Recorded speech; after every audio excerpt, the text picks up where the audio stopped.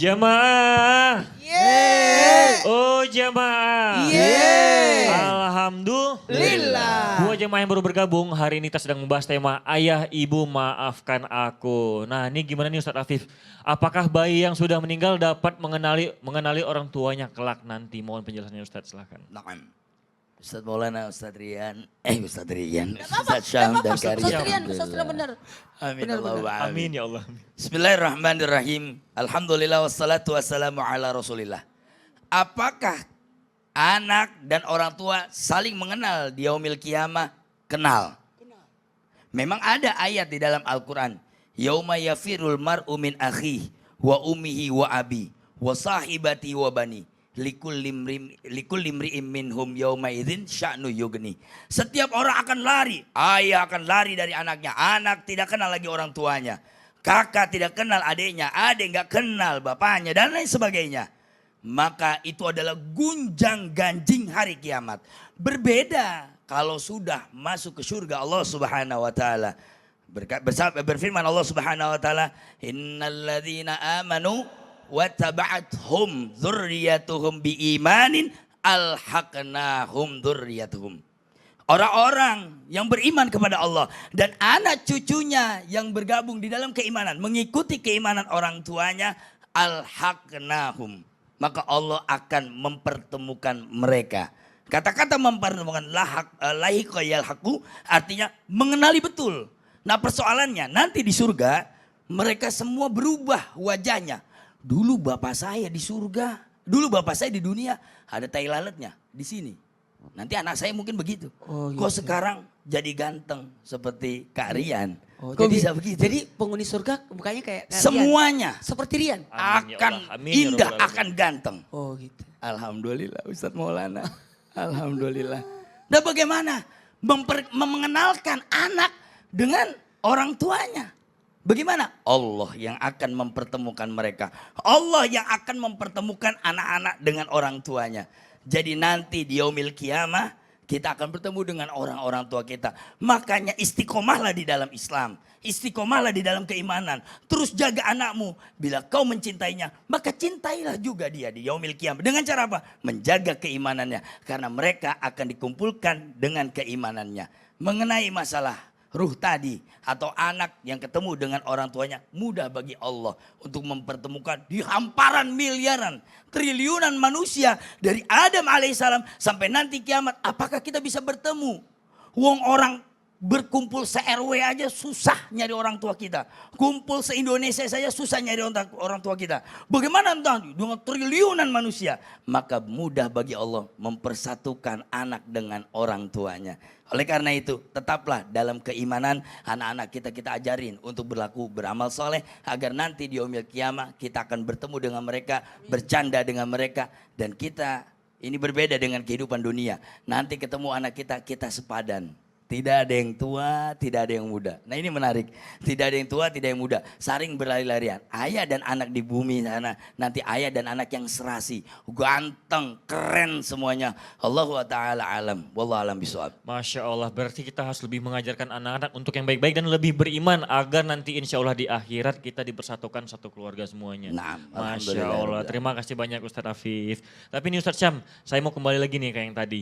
Iya. Apakah benar tidak hanya anak yang durhaka kepada orang tua, tapi orang tua juga bisa durhaka kepada anak? Dan seperti apa sih ciri-ciri durhaka orang tua kepada anaknya? Mohon penjelasannya Ustadz Syam, silahkan. Bismillah, tapi Ustadz Afif, Ustadz Maulana, Mas Rian, serta guru-guru kami yang dimuliakan Allah Subhanahu wa taala. Jadi dalam riwayat dikisahkan bahwasanya ada seorang bapak, sering kami bawakan di mimbar Islam itu indah, namun kita ulangi untuk menjadi pelajaran yang sangat penting karena relate dengan tema kita bahwasanya ternyata masih banyak di luar sana anak-anak yang tersakiti ataupun terzalimi yang tidak dianggap amanah oleh orang tuanya.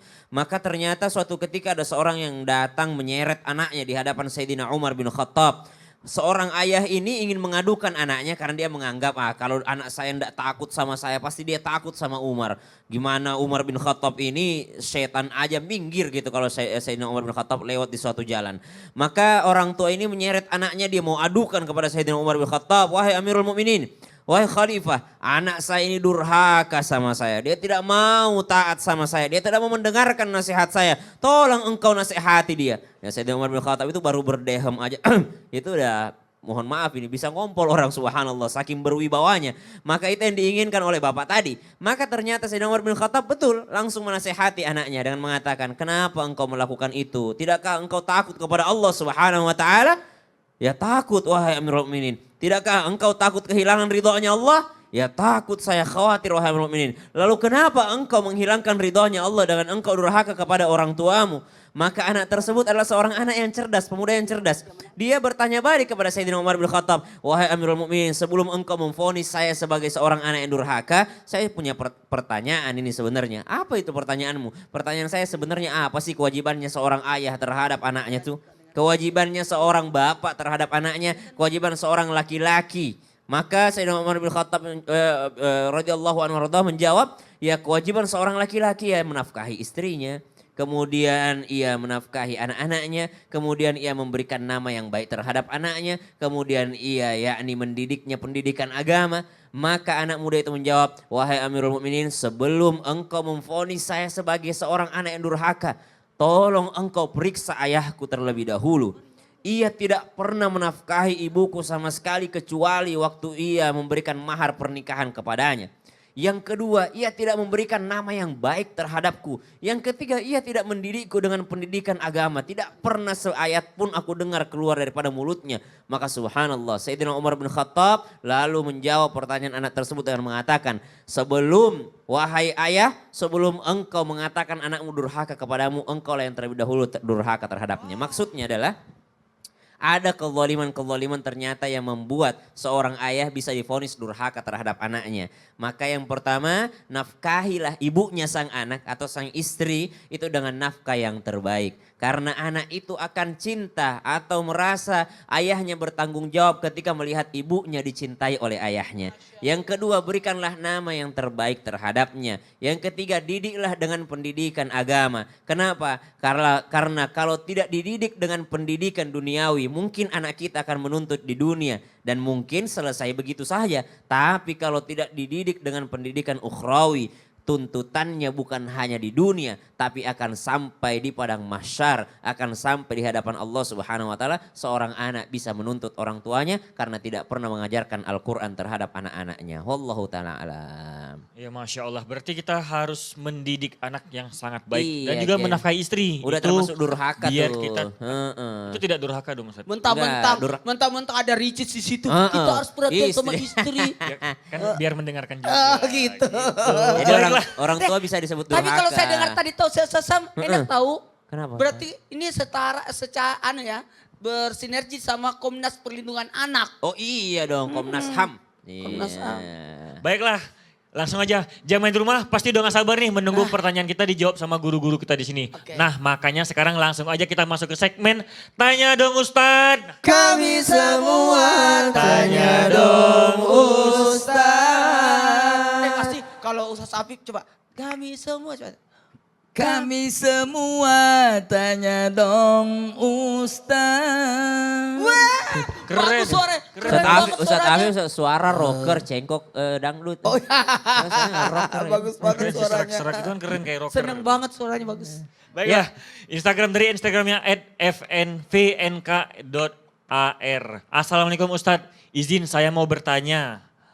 Sebagai seorang anak, apabila orang tua mengharuskan kita untuk berbuat hal yang tidak semestinya atau tidak pantas dilakukan seorang muslim, apakah kita boleh menentang hal tersebut Ustadz? Terima kasih, mohon penjelasannya kepada Ustadz Maulana, silahkan. Iya, makasih banyak Mas Rian yang luar biasa. Yang senantiasa mau belajar terus untuk di Islam itu indah, untuk berbagi ilmu ya.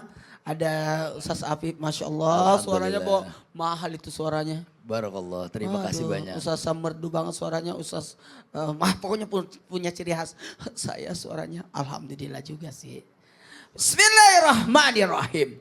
Buat semuanya yang lagi nonton, saya dengar apa judulnya Mas Rian? Tema kita ini? Temanya Ayah Ibu Maafkan Aku. Duhai ayah ibu.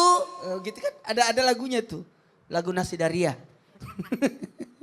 Cara menentang perintah orang tua, saya singkat aja. cara menentang perintah orang tua yang bertentangan dengan perintah syariat. Sering diangkat di Islam itu indah, tidak ada ketaatan dalam kemaksiatan. Mohon maaf, bagaimana kalau orang tua memerintahkan sesuatu yang melanggar syariat? Menyuruh anaknya mencuri, menyuruh anaknya berlaku curang. Gimana caranya? Maka dahulukan adab. Meskipun kita mau mencegah, lihat situasinya. Mohon maaf, tolaklah dengan cara yang lembut. Itu bukan temenmu yang kau hardik. Itu bukan adikmu yang kau marahin. Orang tua menyuruh kita berbuat salah. Tidak langsung, notabene kita langsung marahi orang tua. Salah ki mama. Membentak dengan suara keras. Meskipun Anda benar, tapi caranya salah, maka dihitung salah. Hati-hati kepada semua anak.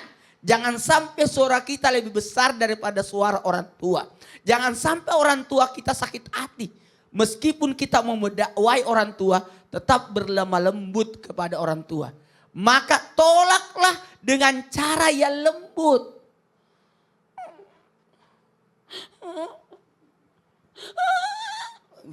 Begitu kan? Biasa. Waktu kecil. Waktu kecil. Ngelawang, nunjuk. Kemarin ya kapal hari itu saya langsung tegur anakku, Aira jangan begitu sayang. Karena itu sama dengan kalau di daerah kami pamali ya. Pamali, enggak boleh. Ayo bangun sama.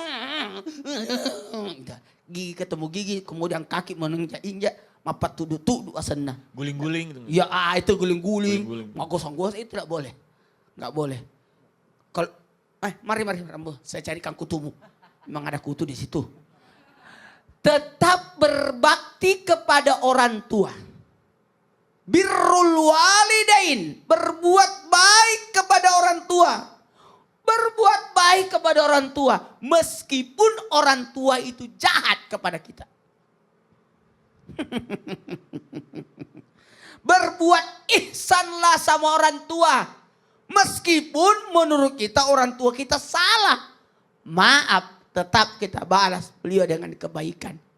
Jangan pernah menganggap diri kita lebih besar. Makanya menundukkan sayap. Kita mungkin bisa jenderal, kita mungkin bisa ustadz. Kita mungkin hebat, bos. Tapi kalau sampai di hadapan orang tua, merendahlah di hadapan orang tua. Maka yang terbaik adalah ingatkan, sadarkan, doakan. Ingatkan, sadarkan, doakan. Bukan menggurui orang tua, bukan mengkafirkan orang tua, bukan menjelek-jelek ke orang tua. Salah. Anda bagaikan meludah di sumur yang Anda minum sendiri. Astagfirullahaladzim, ya Allah. Baik Ustadz, terima kasih banyak informasi dan itu sangat penting banget. Jadi kita tetap harus mengindahkan orang tua pokoknya. Iya. Gak boleh kita balas dengan, misalnya orang tua jahat dengan kita gak boleh balas. Bahkan kita mendoakan untuk yang lebih baik. Siapa dong orang tuanya Rian di Aceh? Halo Nyanya Ayah. Gitu. Baiklah, sebelum kita lanjutkan lagi pertanyaan dari jamaah di media sosial Islam itu Indah. Ada informasi penting nih dari Mas Fadli. Ada informasi menarik? Informasi menarik. Dari mana? Dari Mas Fadli. Wah. Silahkan Mas Fadli. Terima kasih banyak Rian, Masya Allah. Assalamualaikum jamaah, gimana? Udah keren kan senyum aku kan? Iya nggak Dik? Keren Mas kan? Fadli kenapa sih ini senyum sendiri? Mana pede banget lagi. Ya harus pede dong Dika, gimana sih? Tapi bagus kan senyum aku kan jamaah kan? Iya sih emang bagus. Kalau aku pasti nggak akan pede nih kayak Mas Fadli. Coba kasih tau dong, rahasianya apa sih? Masya Allah Dika, nih aku jelasin rahasianya ya.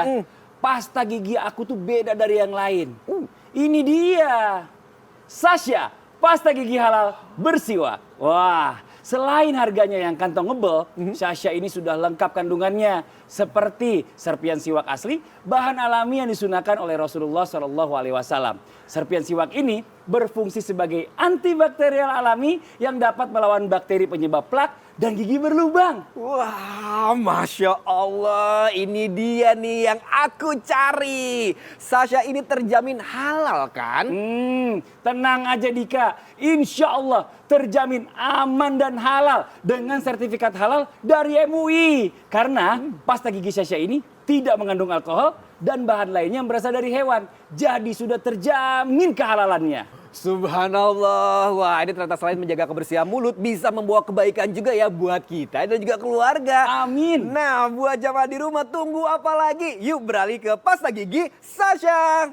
Sasha, pasta gigi yang halal bersiwak. Insya Allah sehat dan berkah. Alhamdulillah. Nah, buat jamaah yang ada di rumah, jangan kemana-mana. Setelah ini masih ada segmen Tanya Dong Ustadz. Dan juga akan lanjut lagi nih pembahasan kita hari ini. Temanya luar biasa banget. Ayah, ibu, maafkan aku. Jangan pindah channel ya, tetap di Islam itu Indah. Jamaah, oh jamaah. Alhamdulillah. Ini dia kuncinya. Yang bikin senyum aku makin pede.